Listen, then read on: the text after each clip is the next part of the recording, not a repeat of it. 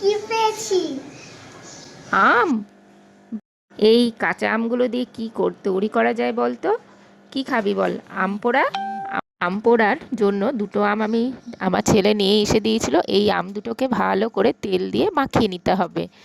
বেশ ভালো করে তেলটা মাখিয়ে নেবে, তাতে কি হবে, আমগুলো যে পোড়াবো গ্যাসেতে দেবো তাতে কিন্তু খুব সুন্দর পুড়বে। কারণ তেল না মাখালে কিন্তু আমগুলো বা যে কোনো বেগুন হোক বা যে কোনো কিছুতে তেল না মাখালে কিন্তু তা ভালোভাবে পুড়বে না।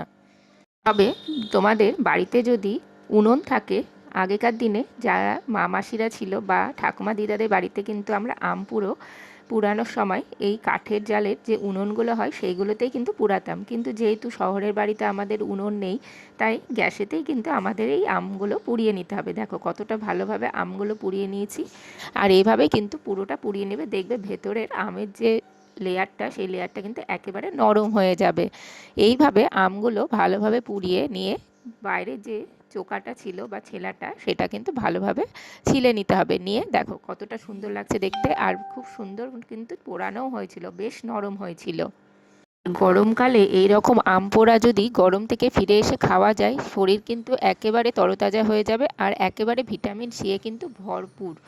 এইভাবে আম থেকে সব কিছু ভালোভাবে চিপে নিয়ে বের করে নিতে হবে। আর আঁটিটা সেটা কিন্তু ফেলে দিবে, কারণ সেটা আমাদের কোনো কাজে লাগবে না। বেশ ভালোভাবে হাতের সাহায্যে খুব সুন্দর করে কিন্তু মাখিয়ে নিতে হবে। আর মাখানোর পর দিয়ে দিয়েছি আমি পরিমাণ মতো জল, কারণ একেবারে থকথকে আম পোড়া কিন্তু খেতে ভালো লাগবে না। একটু পাতলা শরবতের মতো করলেই কিন্তু এই আম পোড়া খেতে লাগে অসাধারণ। আর গরমকালের জন্য একেবারে পারফেক্ট শরবত হচ্ছে এই আম পোড়া। তবে দেখো কতটা ভালো হয়েছে দেখতে।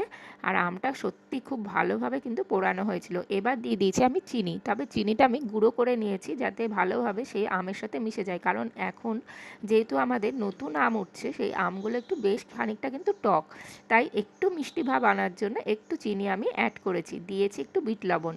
আর এদিকে আমি আরও একটা পাত্রে একটু চাট মশলা আর একটু বিট লবণ ছড়িয়ে নিয়ে একটা গ্লাসের সাহায্যে বেশ ভালোভাবে উপরটা একেবারে মাখিয়ে নিয়েছি। তাতে যখন আমরা খাবো সেই লবণটা আর বিট লবণটা আর যে চাটটা সেটা যখন মুখে লাগবে খুব ভালো লাগবে খেতে।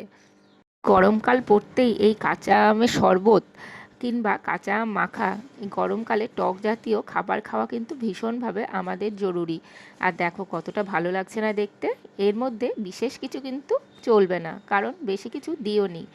একটুখানি দিয়েছি চাট মশলা, একটু দিয়েছি বিট লবণ, তোমরা চাইলে একটু জিরে গুঁড়ো অ্যাড করতে পারো, তবে আমি কিছু অ্যাড করিনি। আর একটু লেবু রস এর ওপর থেকে ছড়িয়ে দিয়েছিলাম। দেখো কতটা সুন্দর লাগছে না, দেখেই একেবারে মনটা শান্তি হয়ে যাচ্ছে। এই রকম আম পোড়া গরমকালে ফিরে এসে কেউ যদি মুখের সামনে দিয়ে দেয় তাহলে কি ভালোটাই না হয় বলো।